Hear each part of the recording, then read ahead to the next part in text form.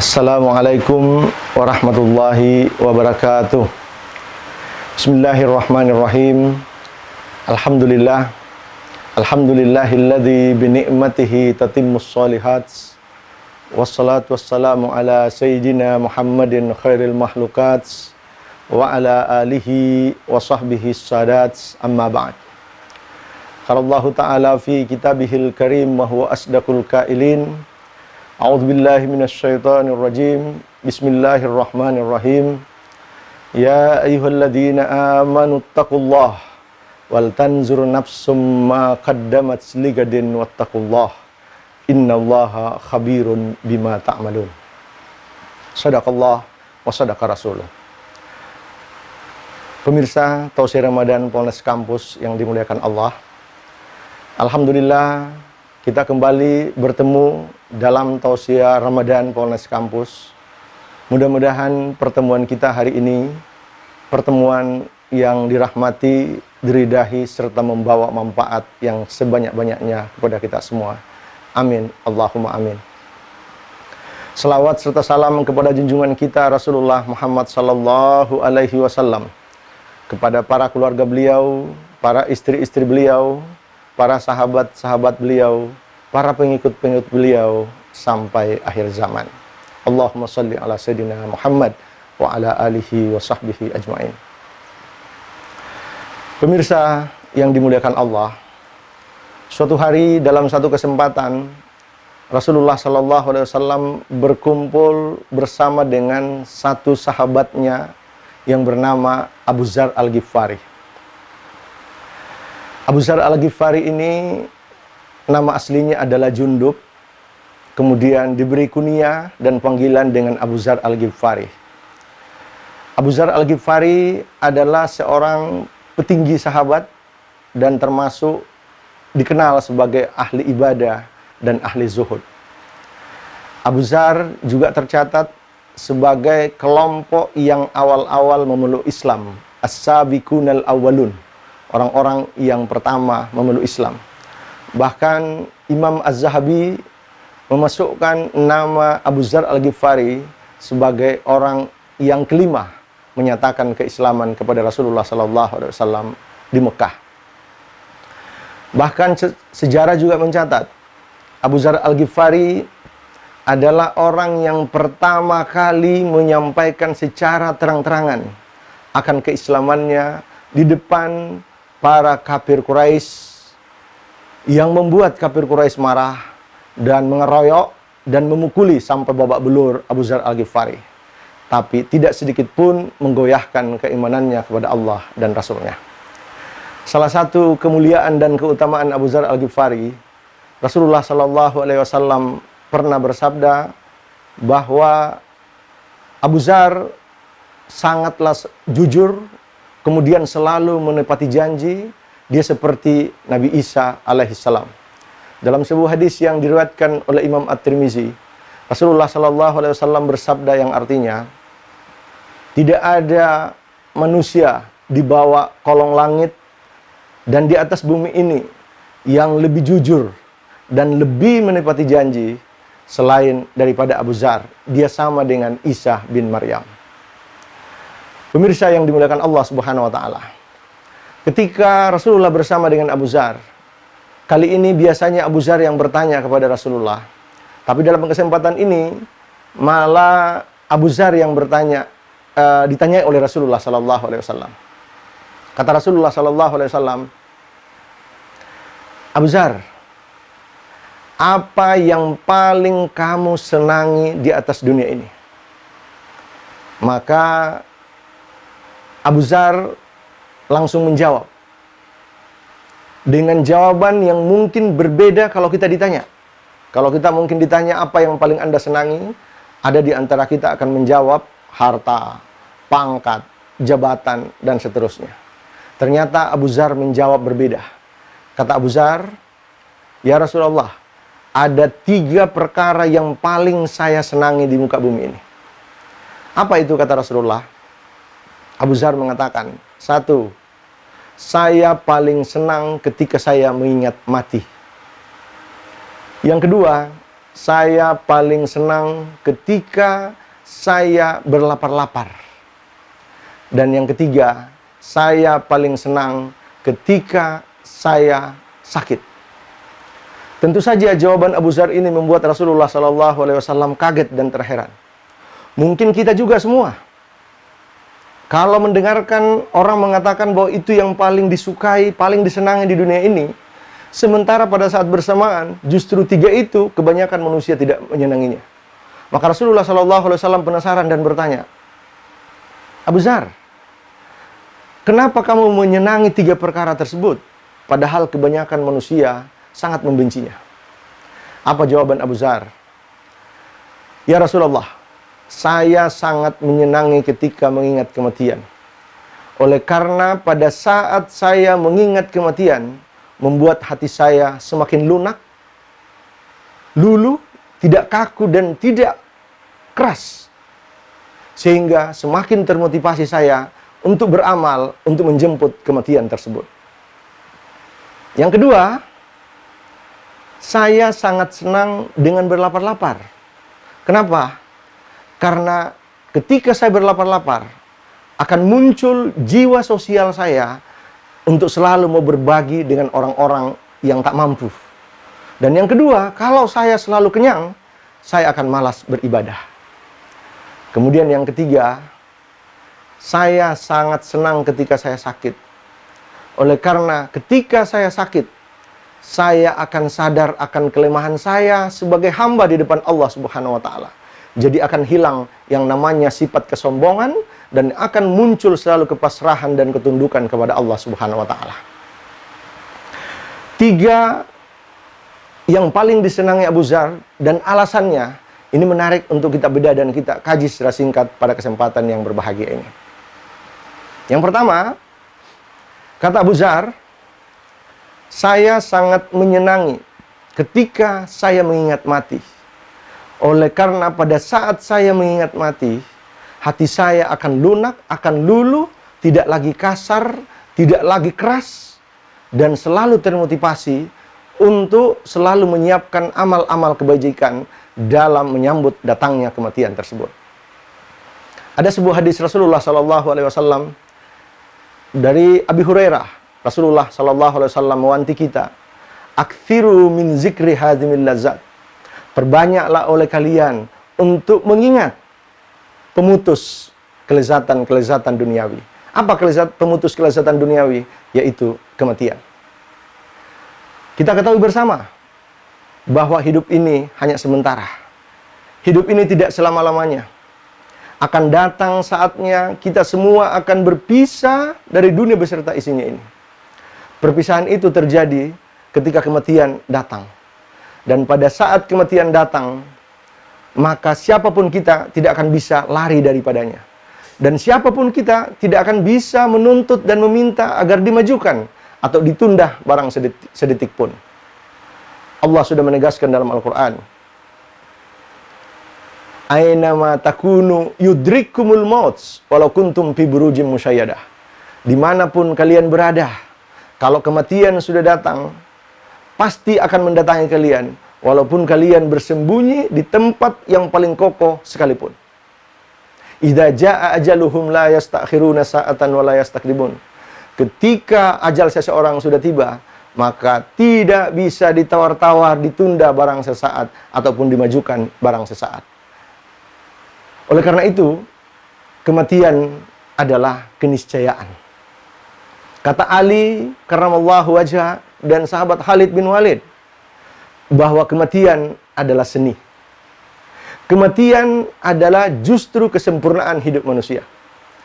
Ibarat telur, telur itu nanti sempurna sebagai telur ketika dia menetas.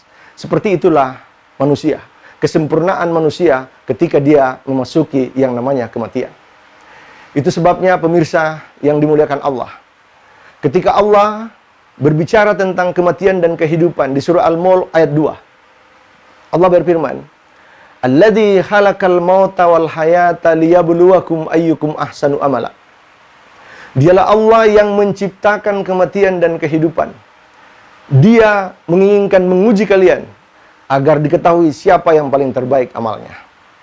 Menarik pemirsa di rumah yang dimuliakan Allah.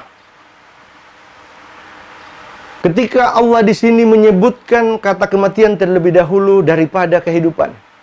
Padahal logika dan fakta selama ini yang kita pahami, bahwa harusnya hidup dulu baru orang mati.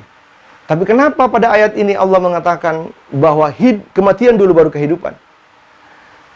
Ibnu Abbas radhiyallahu anhu, sahabat dekat Rasulullah sallallahu alaihi wasallam, satu sahabat yang pernah didoakan khusus oleh Rasulullah, Allahumma allimhu ta'wil. Ya Allah, ajarkan dia untuk mampu mentakwil atau mentafsirkan ayat-ayat Al-Quran. Beliau mengungkap rahasia dan hikmah. Kenapa pada ayat ini Allah mendahulukan kata-kata kematian daripada kehidupan? Alasannya, karena kematian didahulukan, karena kematian hanya terjadi di bumi ini.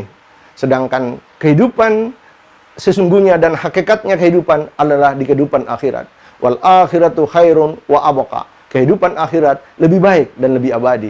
Wal akhiratu khairul laka minal ula. Kehidupan akhirat lebih baik dan lebih utama pada kamu. Ada ulama yang coba memberikan penjelasan lain, bahwa Allah mendahulukan kata kematian daripada kehidupan pada ayat ini, seakan-akan Allah ingin memberikan kepada kita sejak awal motivasi untuk banyak melakukan persiapan menjelang dan menyambut datangnya kematian tersebut.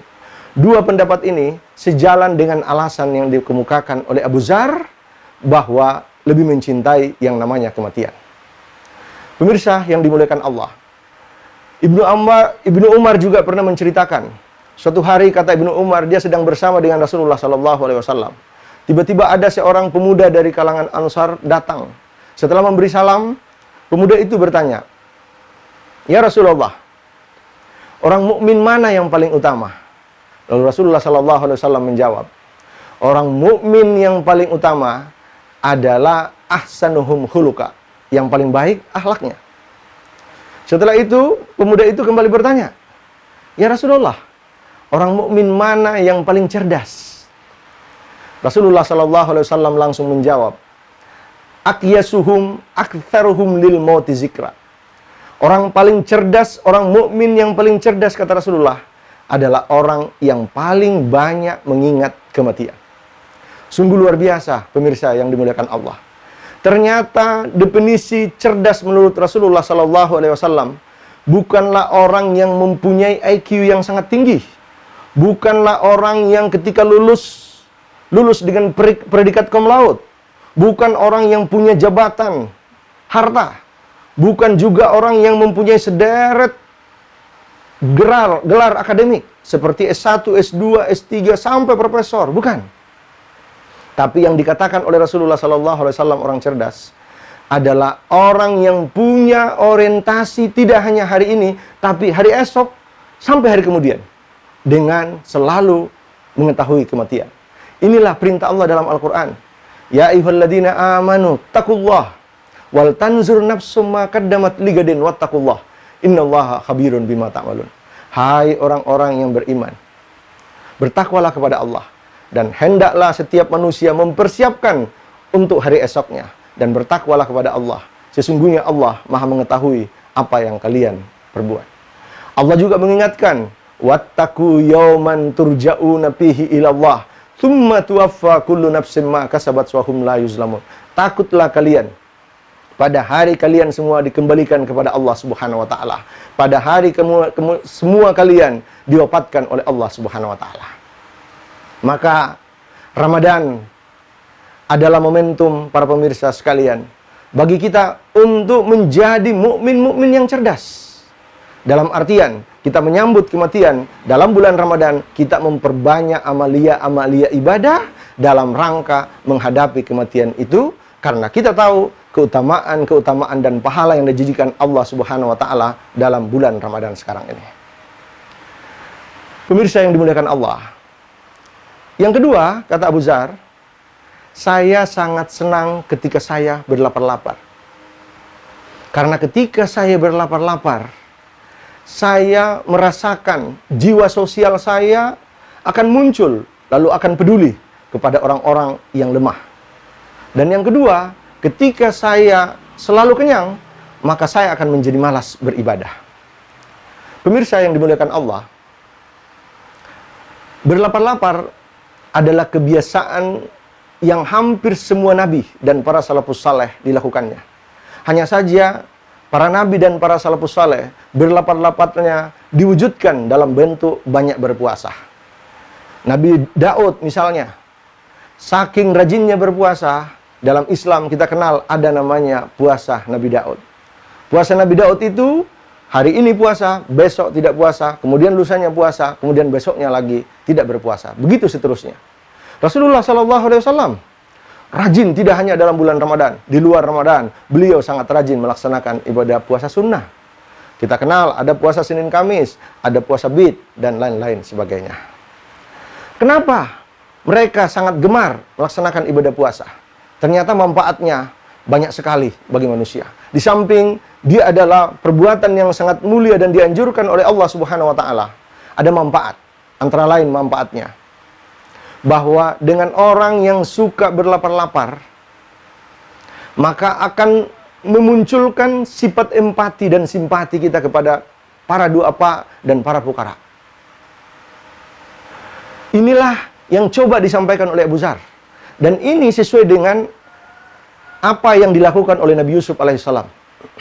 Nabi Yusuf, waktu dia sudah menjabat sebagai Menteri Keuangan mungkin kalau seperti sekarang, beliau masih suka berlapar-lapar, tidak suka kenyang, sering berpuasa. Ditanyalah oleh masyarakat, kenapa Anda wahai Nabi Yusuf suka berlapar-lapar, tidak mau kenyang? Bukankah Anda seorang Menteri Keuangan? Apa jawaban Nabi Yusuf? Saya suka berlapar-lapar karena saya tidak mau jangan sampai saya melupakan orang yang lapar. Luar biasa. Pemirsa yang dimuliakan Allah Subhanahu wa taala. Yang kedua, manfaatnya orang berlapar-lapar adalah dengan kita berlapar-lapar, insya Allah ibadah kita semakin kuat dan kita akan bisa merasakan nikmatnya beribadah. Ini juga satu alasan yang dikemukakan oleh Abu Dzar. Nabi Yahya pernah diberi kesempatan oleh Allah Subhanahu wa taala berdialog dengan iblis, laknatullah. Setelah berdialog, di akhir dialognya Yahya membujuk iblis agar mau membocorkan bagaimana caranya iblis menggoda manusia supaya malas beribadah.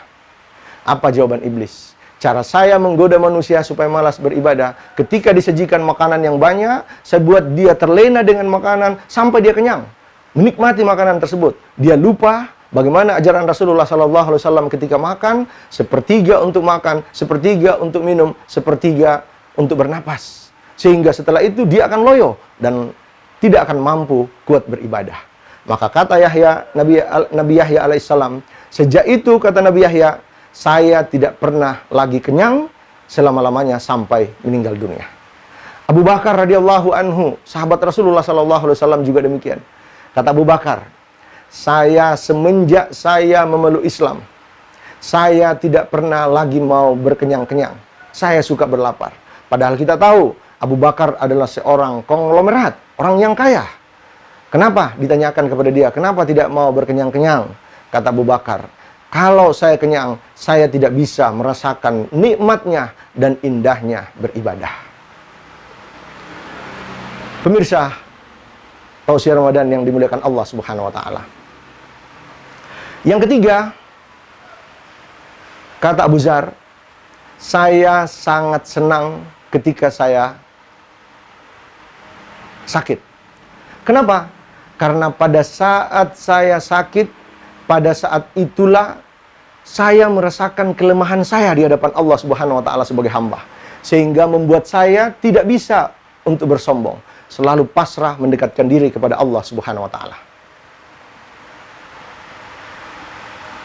Saya kira pemirsa di rumah yang dimuliakan Allah, kalau saya bertanya kepada pemirsa, 9 orang saya tanya, 10 orang saya tanya, kira-kira mau nggak kalau diberikan oleh Allah penyakit? Apalagi kalau disinggung penyakit menular corona ini. Pasti 9 atau bahkan 10 yang saya tanya akan menjawab, tidak mau. Wal iyazubillah. Karena jujur, tidak ada orang yang mau sakit. Tidak ada orang yang mau sakit. Tapi ketahuilah, sakit adalah sunnatullah. Sakit pasti akan datang menemui setiap manusia. Karena Allah ingin menguji kita. Apakah kita termasuk orang-orang yang sabar dan mampu diangkat derajatnya oleh Allah Subhanahu wa taala. Makanya Nabi Ayub sampai digelari oleh Allah Subhanahu wa taala dalam Al-Qur'an, "Ni'mal abdu innahu awwab." Sebaik-baik hamba. Kenapa?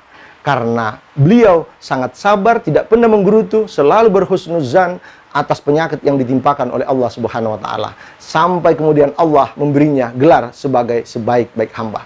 Karena itu, saya meminta kepada saudaraku yang tengah diuji oleh Allah dengan penyakit, bersabarlah, selalulah berhusnuzan kepada Allah Subhanahu wa taala. Insya Allah penyakit itu akan mendatangkan barakah, diangkat derajat kita, lalu kemudian insya Allah akan diampuni dosa-dosa kita. Karena dalam sebuah hadis, Rasulullah SAW menceritakan bahwa ketika seseorang ditimpakan penyakit, akan diutus oleh Allah 4 malaikat. Lalu Allah memerintahkan, malaikat pertama, orang sakit itu cabut kekuatannya, makanya dia lemah. Malaikat kedua diperintahkan, cabut lezatnya menikmati makanan, makanya pahit liurnya. Malaikat ketiga diperintahkan, cabut aura cahaya wajahnya, makanya dia pucat pasih. Dan yang keempat, cabut semua dosa-dosanya, sehingga kembali dia menjadi orang yang suci. Ketika hamba tersebut sudah diangkat penyakitnya oleh Allah, disembuhkan oleh Allah, apa kata Allah kepada malaikat? Sekarang, malaikat 1, 2, dan 3, kembalikan kembali kekuatannya. Kemudian kembalikan kembali lezatnya makanan. Dan kembalikan kembali aura cahaya wajahnya. Lalu, kemudian Allah tidak menyuruh malaikat keempat untuk mengembalikan dosa-dosanya. Bersujud malaikat, "Ya Allah, kenapa dosa-dosanya tidak dikembalikan kepada dia?"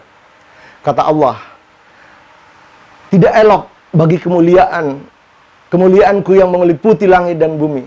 Aku sudah mencabut dosa-dosanya, lalu aku akan kembalikan dia, padahal saya sudah memberikan dia penderitaan berupa penyakit. Karena itu, wahai malaikat, pergilah dan buanglah penyakitnya itu di dasar laut." Coba, dahsyatnya Allah Subhanahu wa taala. Ketika Allah memberikan kepada kita berupa penyakit, lalu kemudian kita sabar, kita selalu berhusnuzan kepada Allah Subhanahu wa taala, maka insya Allah akan ditinggikan derajat kita, dan insya Allah kemudian dosa-dosa kita juga akan diampuni oleh Allah Subhanahu wa taala. Mudah-mudahan 3 hal yang sangat disukai oleh Abu Dzar Al-Ghifari ini dan dibenci oleh kebanyakan manusia ini bisa menjadi renungan buat kita untuk kita menjalani hidup dan kehidupan kita, sehingga insya Allah kita akan mampu meraih bahagia di dunia, teristimewa lagi bahagia di akhirat nanti insya Allah. Saya kira demikian, mudah-mudahan ada manfaatnya. Minallahil musta'an wa alaihi tiklan. Wassalamualaikum warahmatullahi wabarakatuh.